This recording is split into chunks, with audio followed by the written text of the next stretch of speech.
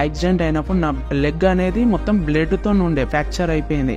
యశోద హాస్పిటల్కి తీసుకొచ్చారు. అక్కడ doctor Krishna Subrahmanyam sir cancer అయ్యాము, లెగ్ డ్యామేజ్ అయిందని చెప్పారు.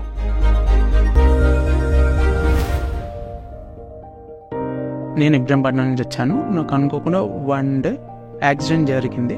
యాక్సిడెంట్ అయినప్పుడు నా లెగ్ అనేది మొత్తం బ్లడ్తో ఉండే ఫ్రాక్చర్ అయిపోయింది.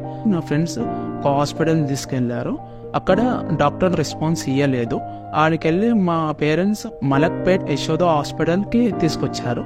అక్కడ doctor Krishna Subrahmanyam sir cancer అయ్యాము, లెగ్ డ్యామేజ్ అయిందని చెప్పారు.